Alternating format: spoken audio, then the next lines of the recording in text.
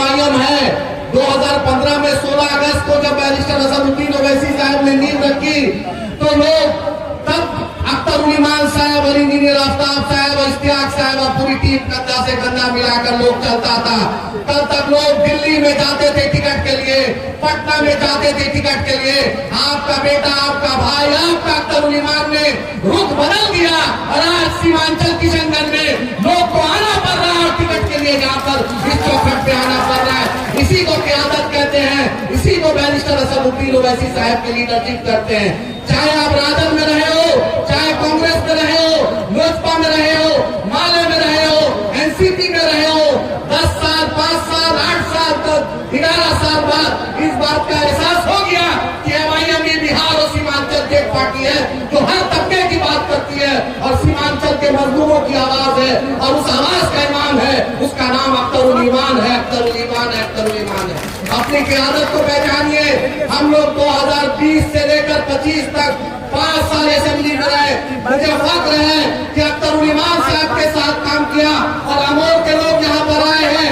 800 करोड़ का अमोर के असेंबली में अगर काम हुआ, न पक्ष में थे न विपक्ष में थे, सबसे कमजोर थे, लेकिन ईमान था, इरादा था। 800 करोड़ का काम अख्तर उल ईमान साहब ने अमोर में करवाया। काका खाड़ी हो, रसेली हो, आपके इलाके कांटी का ब्रिज हो, अकेले 350 करोड़ का काम अगर किसी ने कराया ब्रिज में तो उसका नाम अख्तर उल ईमान है। जो लाश आती थी, जो मजदूर इंतकाल कर जाते थे, मर जाते थे, असेंबली में लेबर मिनिस्टर ने कहा कि अख्तर उल ईमान साहब आपके चलते बिहार के बाहर कोई मजदूर मर जाता है और लाश आती है, वो कानून बना, उसके सबसे बड़ा क्रेडिट अगर जाता है तो आपका भाई अख्तर उल ईमान साहब को। अपनी क़यादत को पहचानिए, अपने लोग को पहचान दिए। बिहार में जहां भी मॉब लिंचिंग हुआ, छपरा में हुआ, समस्तीपुर में हुआ, बेगूसराय में हुआ, नवादा में हुआ, अगर सबसे पहली आवाज किसी ने लगाई तो उसका नाम अख्तर उल ईमान है, उसका नाम इंजीनियर आफ्ताब है, उसका नाम मजलिस इत्तेहादुल मुस्लिमीन है। एक हाफिज साहब को शहीद कर दिया गया, गुड़गांव में हाफिज साहब शहीद हो गए, उनकी लाश को गुस्ल तक नहीं हुआ, उसको कंधा देने का काम अगर किसी ने किया तो अख्तर उल ईमान साहब, इंजीनियर आफ्ताब साहब, एमआईएम के लोगों ने किया। मैं नसीम भाई, शमीम भाई के लोग चंपारण से आए, यही एमआईएम का बगीचा है जो हमने 2015 से लेकर आज तक सजाया। आज अल्हम्दुलिल्लाह बच्चा बच्चा कह रहा है कि बैरिस्टर असदुद्दीन ओवैसी साहब के क़यादत में हम अख्तर उल ईमान साहब के साथ, वारिस पठान साहब के साथ हम ये लड़ाई लड़ेंगे और सीमांचल ही नहीं पूरे बिहार को इंसाफ देंगे।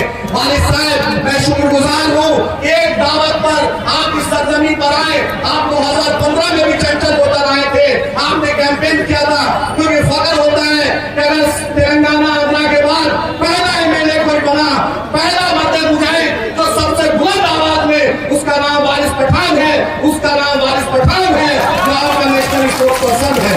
वारिस भाई, जिस तरीके से आप टीवी पे लड़ते हैं, जिस तरीके से बॉम्बे में आजान देने पर रोक लगी थी, जिस तरीके से मदरसा के बच्चों को तंग किया जा रहा था, जिस तरीके से कोरोना में आप खड़े रहे, पूरे बिहार के लोगों को मैं एहसानमंद हूँ और शुक्रगुजार हूँ।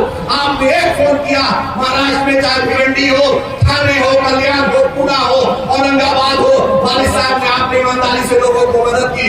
इसलिए पूरे बिहार के सीमांचल के नौजवानों की खास गुजारिश थी कि मेरे बीच वारिस पठान साहब आए और आज अल्हम्दुलिल्लाह वारिस साहब, फिर से आपका शुक्रिया अदा करता हूँ कि वारिस साहब आए। दोस्तों, ये कारवा चला था 2015 में, आज कमनी गफीर है, ये आपकी दुआओं का नतीजा है, आपकी मेहनत का नतीजा है, आपकी साथ का नतीजा है। हम तेजस्वी यादव के चौखट पे गए थे, तेजस्वी जी हम कमजोर नहीं है, गलतफहमी मत पालिए, अगर 100 सीट पे लड़ा दे तो 50 सीट पे आ जाइएगा, सब गलतफहमी दूर कर देंगे।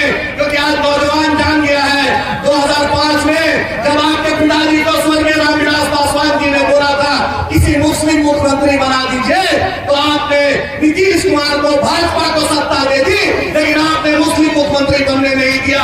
ये सीमांचल की बिहार के आवाम जवाब देना चाहती है।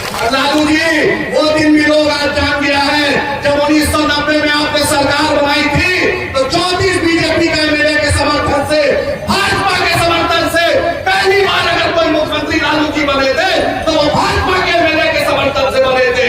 इसलिए एमआईएम को बी टीम सी टीम कहने का गलतफहमी मत कीजिएगा। हम आपके घर पे गए थे, ईमानदारी से गए थे। अगर आप एमआईएम के साथ अगर मुंगा कुश्ती करना चाहते हैं तो एमआईएम का बच्चा बच्चा तैयार है। आज बैरिस्टर असदुद्दीन ओवैसी साहब, सीमांचल का लाल, बिहार का लाल अख्तरुल इमान साहब 3800 जिला में आज एमआईएम का झंडा बुलंद है। इसीलिए हम आपके बीच आए हैं। अपनी क़यादत को मजबूत कीजिए। बैरिस्टर असदुद्दीन ओवैसी साहब, अख्तरुल इमान साहब, इंजीनियर आफ्ताब साहब, जिसको एमआईएम का झंडा पकड़ा दे, जिसको टिकट दे दे, आप लबैक कीजिए। और इस बार ऐसी इतनी शुरुआती कीजिए कि पता चल जाए भाजपाइयों को, पता चल जाए मोदी को, पता चल जाए नीतीश के लोगों को कि इस बार पूरे बिहार में लोग आ गए हैं। और जहां शिववानी जाती है वहां परेशानी आएगी। और हम सीमांचल ही नहीं, बिहार के मजलूमों का इंसाफ लेंगे। हम हिंदू और मुसलमान में फर्क नहीं देखते हैं, हम इंसाफ की लड़ाई रखते हैं। चाहे पूर्णिया हाईकोर्ट का मामला हो, चाहे बिहार को स्पेशल पैकेज, सीमांचल को स्पेशल पैकेज का मामला हो। तेजस्वी जी को हमने चिट्ठी में लिख दिया कि हमें मंत्रालय नहीं चाहिए, हमें सिर्फ 6 सीट चाहिए, हमें सीमांचल को स्पेशल स्टेटस चाहिए, सीमांचल को इकोनॉमिक पैकेज चाहिए, हमें सीमांचल और बिहार के मजदूरों को हिस्सेदारी चाहिए। अपनी क़यादत को मजबूत कीजिए, अपने झंडे को मजबूत कीजिए। अपने हरदम अजीज नेता बैरिस्टर असदुद्दीन ओवैसी साहब के साथ जो इस पार्टी को नींव रखा, अख्तरुल इमान साहब, इंजीनियर आफ्ताब साहब, वारिस पठान साहब के हाथ को मजबूत करके इस बार बिहार के असेंबली में एमआईएम को कामयाब करके पतन को बुलंदी में कीजिए। बहुत बहुत शुक्रिया, आपने कीमती टाइम दिया। बहुत बहुत शुक्रिया।